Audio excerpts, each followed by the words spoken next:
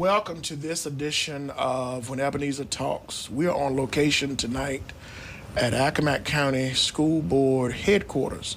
I am delighted to have Dr. Rhonda Hall with us, the newly elected, or I shouldn't say elected, appointed School Board Superintendent. Dr. Hall, thank you so much for finding time in your busy schedule to meet with us and have this conversation. You're welcome. I love it. Thank you. I'm glad to be here. Thank you. Thank you. Let's begin. How long have you been in education? I've been in Accomack County for over 34 years, but I have been in education for about 44 years. Wow. So you have seen a lot of changes. You've worked with a lot of children, and you've seen a lot of things take place. I have seen things come and things go, and trends come and trends go, and hot topics. Yes, over those years, it has been a lot of changes, and everything always comes back to the same thing. Let's see what we can find, the best practices to educate our students. And yeah. Did you ever think you would be in education this long? I did. Okay. I did. I started off as a speech and language pathologist when I graduated from Hampton, and then I just decided after a period of time I want to reach more kids. Okay. And so then I went into the classroom, taught second grade, and after being in the classroom for several years, it came back to me again. I want to reach more kids. So as I have progressed, or as I have moved through the different aspects of my educational journey, it has always been so that I can make a bigger difference with a larger group of kids, you know. And so here I am. But yes, I did think I'd be in education this long. Okay. How has the transition been since you moved from Human Resources? No, from the Assistant Superintendent. Assistant Superintendent. How has the transition been moving from the assistant to the superintendent? It's been good. Okay. It has been a really good transition, and I guess it's because I've been here, and I worked with a superintendent who gave me a lot of autonomy to do a lot of things, and as long as they were in the best interest of the school division. So the transition has been really good. What I have found that I needed to do is I needed to let go of some of the things that I was doing as Assistant Superintendent of Instruction, and trying to and let delegate some of those responsibilities. We must be related, because I have a hard time delegating too. Sometimes that's very difficult, but I'm learning and I'm getting there. But I'm fulfilling the things that I have, I said I was going to do. When I first came on board, I gave the board a 100-day transition plan, and that's explaining to them what I would be doing or trying to do within my first 100 days as a superintendent. And right now, I can say that I'm working my way right on through that 100-day plan, and it's going very well. Ironically, you say that. I thought when I was preparing these questions about 100 days as it relates to our national president of the country, and I wondered, did you have that same momentum? And so could you kind of help us? I know you might not can share all of it, but what are some of the moves that you wanted to make and some of the plans and directions for your 100 days? Well, that's the one thing you learn in Superintendency 101, is that when you come into a new school division, that you create a 100-day plan and you present it to your school board to say, this is what I'm going to be doing within my first 100 days on the job, or this is what I plan to try to accomplish. Well, I have already been here, so it was one of those things where I felt like I still needed to do that, because I wanted to let them know which direction I was going in and what I had planned to do. So the first thing that I wanted to do is I wanted to create advisory committees. So I have a parent advisory committee, I have a teacher advisory committee, I have a student advisory committee, and a community leaders advisory committee. So I wanted to create them, so I asked for principals' input. Tell me who you want to represent your school on these committees. So we set those up. We invited people, and last night I had my first parent advisory committee, and I had my first teacher one yesterday. So setting up advisory committees was one of the main things. I'm doing learning and listening tours, going to each building, sitting down with the administrators and listening to what are their major concerns. Now, I know some of them, but I wanted to listen to what they had to say, and then help them in their efforts to be able to meet the needs of their students in their buildings. We had a student handbook that I felt that the more emphasis was put on it being a calendar than a student code of conduct handbook. So we revised that to go back and make sure our websites were updated as much as possible. And we're still working on some of those, because I go through and I look at them and I find out, oh, somebody needs to update something here. So those are some of the things that I plan to do in my first 100 days. Now, building board relations, that's a really major thing for a superintendent. I'm sure. Is to have a relationship with your board. So part of building a relationship with my board is that I send them, I'm very transparent with them. I keep them informed. I send them a weekly update every Friday. I send them a weekly update. These are things that are not urgent, major things that you need to know about, but it keeps them in the loop. So when parents contact them, they see them in the grocery store or whatever, they will know what is going on in our schools. Now, if something happens that I feel like they need to know right away, I text them or I call them or I email them right away to let them know. The whole thing is keeping them in the know, letting them know what is going on in Accomack County schools in between the times that we sit and we meet as a board. Okay. So, have the school division and the parents, staff, and teachers that are involved in this, have they received that well? They have, and I think they're very excited about it. Having a voice, and that's what they're going to have, is a voice. Tell me, talk to me, and I explained to them what an advisory committee is. It is to advise the superintendent. Now, it doesn't mean that everything you say that you want or that you see that we're going to be able to do it, but keep the lines of communication open, because although you might not like something that's going on, if I have the opportunity to explain to you why, and you get the knowledge behind it, then you'll understand a little bit better. You might still walk away not liking the decision, but then at least you will understand the reason why the decision was made. So I think that everybody is going to be receptive, because parents having a voice and teachers having a voice is something that we really need. Open lines of communication are necessary. Other than your 100 days, what are your goals as the new superintendent of Accomack County? Safety is my #1 goal. Okay. Of course, we look at everything that's happening across the country, and I want to ensure that our students here in Accomack County are safe. So the first thing that we did is we did some research. My director of facilities did some research on metal detectors. Okay. So this year, for the first time, we have metal detectors in all of our buildings. Now, we've had them in middle school and high school at a limited number, but this year we have them in elementary school also. Really? And so every child, every day, walks through the metal detectors. That was my next question. Yes, Okay. every child. It's grader not walking a second grader walks through the metal detector. And, you know, we had some kinks the first day of school, of course, because a lot of times kids weren't used to going through them. The ones that we have are new, and they had the staff had to have training on them, but they're not an option. Okay. So we're going to work out all the kinks. We're the director, Bobby, is working with the company to make sure we've worked out all the kinks. He's gone the company that made them, and that company provides them for a lot of school divisions. Okay. Is coming to do a little in-service workshop with a group of people at the school, so that we can make sure that we're utilizing them and we're using them effectively, because once again, they're not an option. Okay. Safety is not an option, and I'd rather have a longer line and take a few more minutes for kids to get to class than to not send them through, and that's the day that a gun gets in our building or a knife that can be used to hurt somebody gets in our building. So we will work through that. So safety is one of my major goals. Another goal is parents. Parents as partners. Okay. You know, I want our parents to feel comfortable with us, comfortable with coming to us, and comfortable with knowing that we're here for their kids and we're going to do everything that we can to provide them with the best education possible. Okay. So that's one of my goals, is working with the parents. Another goal is attendance.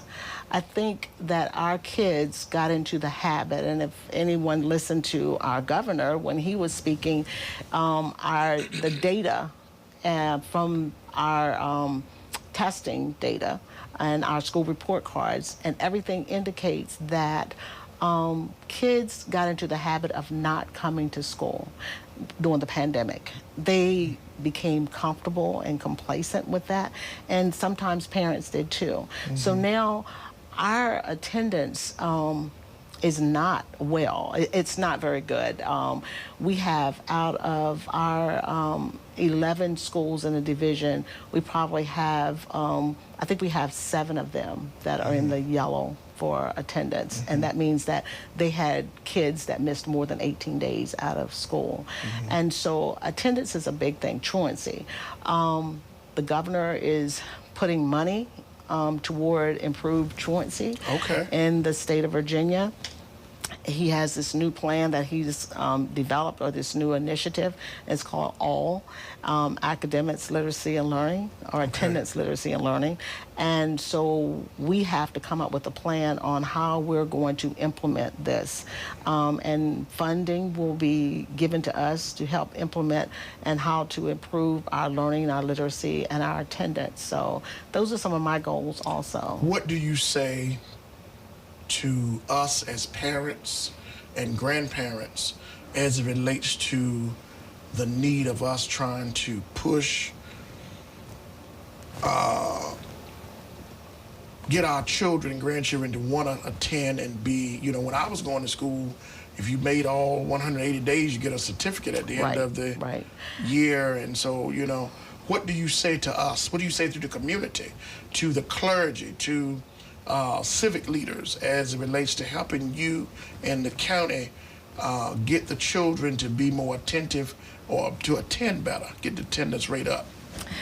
That's part of what we have, a truancy team, but we also have a task force that's working on attendance. Now, part of my first 100 days is I met with clergy, and I met with about 40 clergy, because I believe that clergy have a lot of influence on their congregation. And the message was, help us help students. So if you can talk to your congregation or talk to your parents and grandparents about the importance of your students coming to school, and no excuses, don't let them have a lot of excuses that for not coming to school, because they cannot learn. We learned during COVID that our kids need to be in school to learn, and they can't learn if they're not in school. Very true. And I did like what the governor said about who thought that, and during the time of COVID, everybody was scrambling to try to figure out how we're going to educate kids. Fortunately, Accomack County was one of the few schools across the state of Virginia that kept schools open. Our schools closed just during that short period of time in March when everything closed, but we opened right back up because we had a task force that came together, and we looked at all aspects of how can we open our schools safely, and we did that. We opened our schools. Now, we were on a hybrid plan where kids came to school every other day, but still they were in school. But we had some schools across the state of Virginia and the country that never opened. That's correct.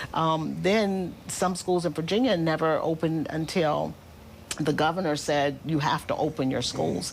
So we made sure we had kids in school because we understood the importance of that. But we're still seeing kind of the effects of that now, because we still see kids that won't come to school and they don't like to come to school. Obviously, and it's showing in our data. You're reading my mind, because I was going to ask you, are you feeling or seeing the effects of COVID? We're, 2 years away from it now? Yes. Are you still seeing the effects of it? We still see the effects of COVID. Okay. Our fourth graders right now our kids in fourth grade now are the kids who went out during COVID. So you figured they missed from March to the end of the year, and then that next year they only went to school every other day. So opposed to when we looked at our data, our a normal year for a student is 180 days. Okay. And our kids went to school that first full year of COVID, 88 days. So you can see how much classroom instruction they missed. And virtual learning is good. It's not good for everyone. That's All true. kids cannot learn by sitting and looking at a 12-inch screen or a 14-inch screen. And they have to be there for the interaction, the back and forth, the hearing what others are saying, and the structure of it all. So we're seeing a lot of that now. But we can't keep, blaming it on COVID. We've got to move forward. So we're going to do that. Yes. We talk outside of schools, and we may talk about in schools. Everybody has a bucket list. As superintendent, what would be 3 things in your bucket list if the governor walked in and said, Dr. Hall, I'm going to give you 3 things you want, whatever you want, the 3 things that are most important to you for your school division? What do you think they would be? Well, I would like to have all the unlimited funds. And it's not just for purchasing supplies and things like that. I want to be able to pay my teachers what they are worth. And I feel like our teachers here in Accomack County are worth as much as the teachers in Worcester County, as much as the teachers in Alexander or Fairfax, because although we live in what they think is this rural area here, our teachers teach as hard or harder than a lot of the teachers across the country and other places. But that would be the one thing. Give me money so I can pay my teachers so that they can feel valued and they can feel worthy, and they'll do the best. They're going to do the best they can. We have a very good team of teachers here. I talked to the teachers yesterday and I told them, I said, I put them up against any teachers across the country. I've taught in a lot of different school divisions, and I would put them up against any of them across the country. Very dedicated teachers. They work as a team in their buildings and things like that, but they're not getting paid what they're worth. And this year we went out on a limb. Our starting salary last year was roughly around last year was about $44,000. This year we stepped up and we was like, okay, we're going to take a gamble. We're going to do $48,000. And so I was shooting for 50, but I couldn't get the 50. But next year we're going to go even. We're going to keep moving up. We're going to keep going higher because our teachers deserve it here. So that would be one thing I would tell the governor. Just give me the money that we need to be able to pay our teachers what they're worth. Give me the parent support that we need so that parents will understand that what we're doing is in the best interest of their kids. And that they don't have to challenge us a lot of times on a lot of different things, because we're going to do what's in the best interest of their kids, and we're going to educate their kids, get them here, send them here, and we're going to educate them. And I guess the main thing that I would say is I don't want any guns or any things that's going to impact the safety of our students in our buildings. So if I had a way that I could ensure, or I could be assured that we're going to keep all guns out of our buildings and things like that, that would be absolutely wonderful. Okay. Let's talk about the school board, because obviously you being the superintendent, you have probably daily or weekly or whatever time that you have to mingle and co-mingle with them. What role does a superintendent play as it relates to having a relationship with the school board? Well, the superintendent is the leader of the school division. The school board is the governing body of this. They are in charge of policies and things like that, but the superintendent is basically the leader of the school division.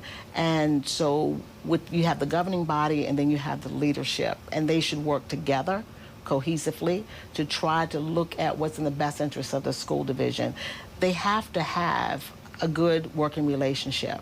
They cannot have a relationship where the school board is constantly undermining the superintendent, or the superintendent will not communicate or relay things to the school board. You have to have that open communication. And that was part of my 100-day transition plan, is to always make sure I have an open communication with the school board.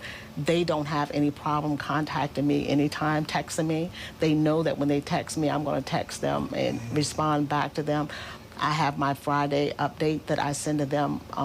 And if anything happens during the week at the schools, sometimes before and they're used to it now. I've only been on board since July, but they're used to it. If something happens at a school, they don't have a problem now texting me and say, what's going on at so-and-so? And my response back to them is, I'm getting all the details and I will let you know as soon as I find out all the details. So you have to. That, I think, is one of the primary roles of a superintendent, is to develop a relationship with their board. So, and your advantage is you've been in this realm, this department for several years. Right.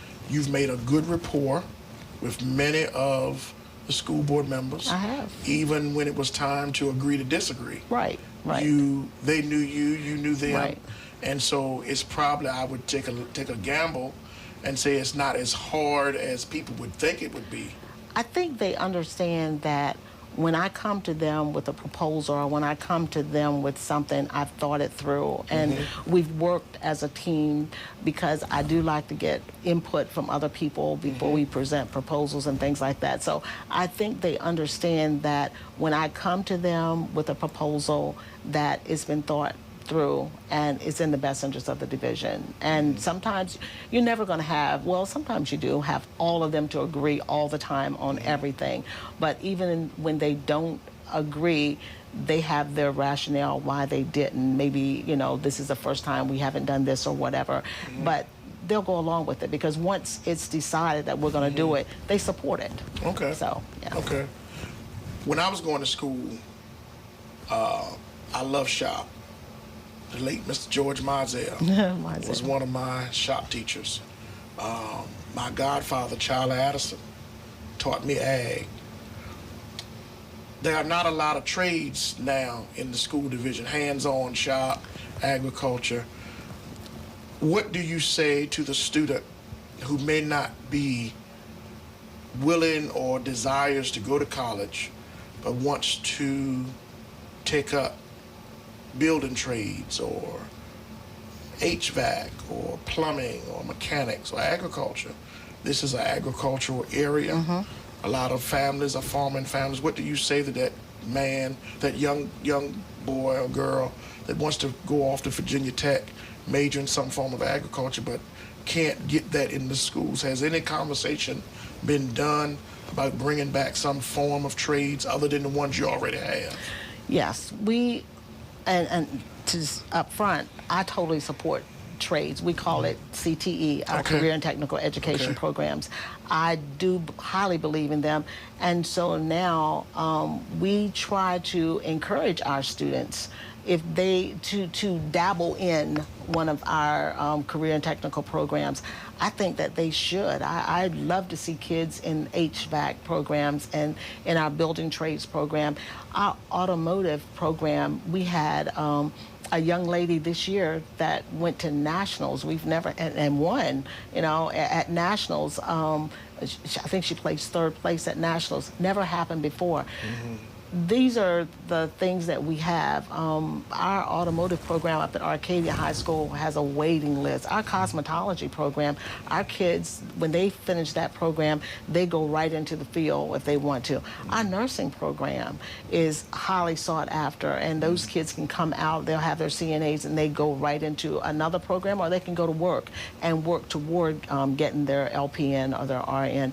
So we're looking at other programs. I would love to see a pharmacology program for us.